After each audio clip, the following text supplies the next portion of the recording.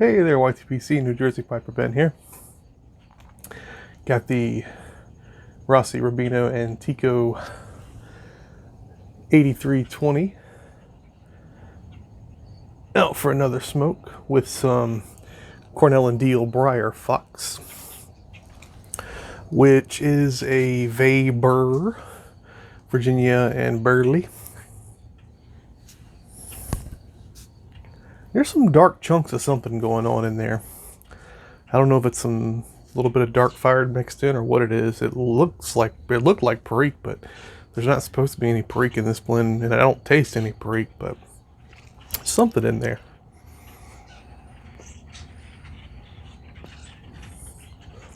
But as far as a sort of pure, unadulterated tobacco flavor, Briar Fox is very effective in that way.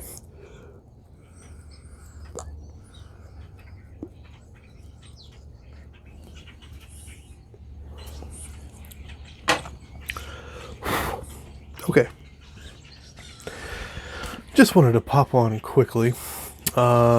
Quick addendum to the sort of rant I had yesterday about people that take way too long in checkout lines and drive-through lines.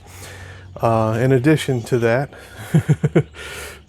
people that buy a grocery cart full of stuff at the pharmacy line at CVS. So like at the back of the store where you could pick up your prescriptions. Had to go in there earlier today and do that.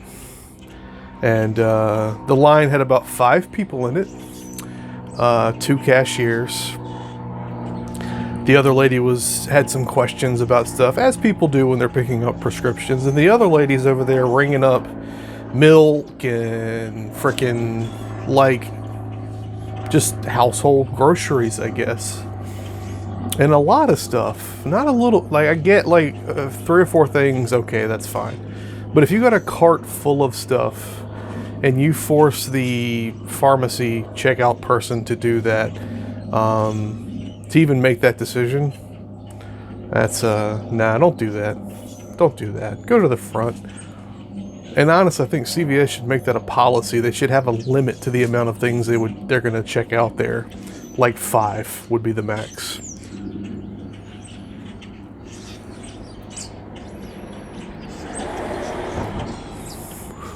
Because I don't buy stuff in CVS. I'm just there for prescriptions. Because I don't know if you've noticed this or not, but CVS's prices are stupid. Absolutely ridiculous. Like 90% of the stuff in that store is an absolute ripoff. They have sales from time to time that might make going there make sense, but not in general, no. So yeah.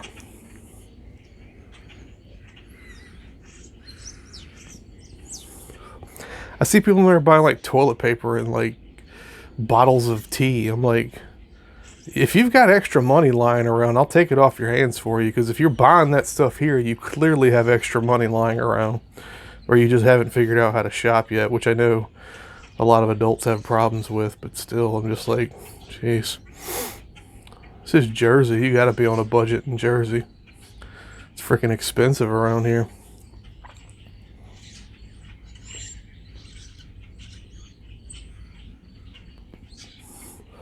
So yeah, there's that. And I just finished watching The Empire Strikes Back. So again, in my attempt to watch a movie from the year that I'm on that I haven't seen yet. And I do have Disney Plus, so Empire Strikes Back is on there in 4K. It looked really good, you know. Obviously, when you master a movie like that in 4K, it's going to make the sort of subpar computer-generated imagery look not so great because the technology at the time was not really up to snuff, at least compared to, obviously, today. But, yeah, some of that stuff did look a little bit hokey back then, but, you know, again...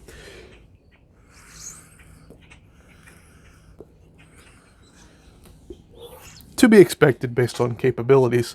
I mean, my gosh, they've come so far.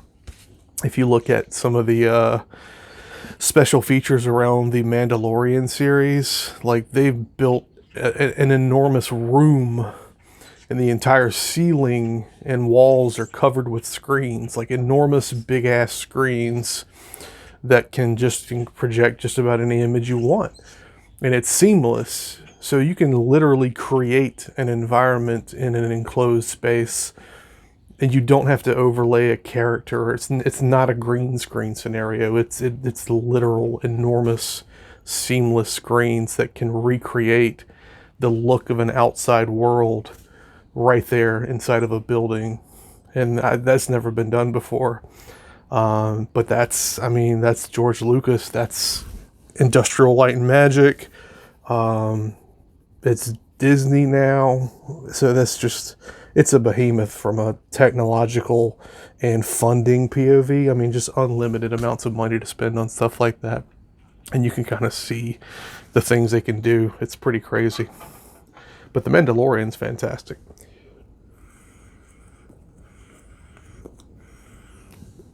And I'm not big into Star Wars. Just finished The Empire Strikes Back. It's good, but I don't understand why it's so many people like are crazy fanatics about it.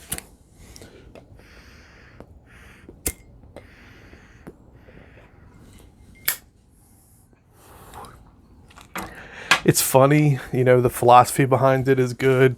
Mainly the stuff Yoda says, when Yoda's making a point. It's good stuff.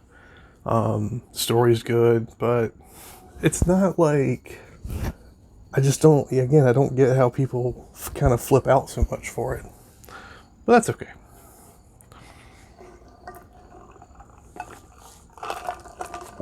And literally my favorite part of the whole movie is kind of everybody running around in their futuristic space clothes, and Lando Calrissian's running around in like a silk shirt and like dress slacks and leather boots.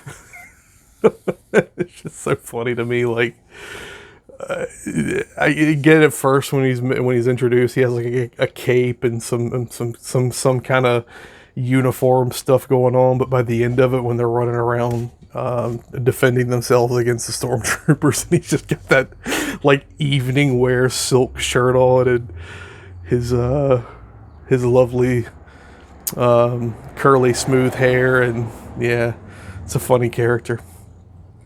But yeah, and it was kind of cool seeing I don't know what the character's name is, but the guy in Empire Strikes Back that looks like the Mandalorian character, the bounty hunter.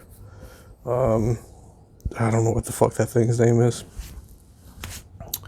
I know it's not Boba Fett, right? It's not.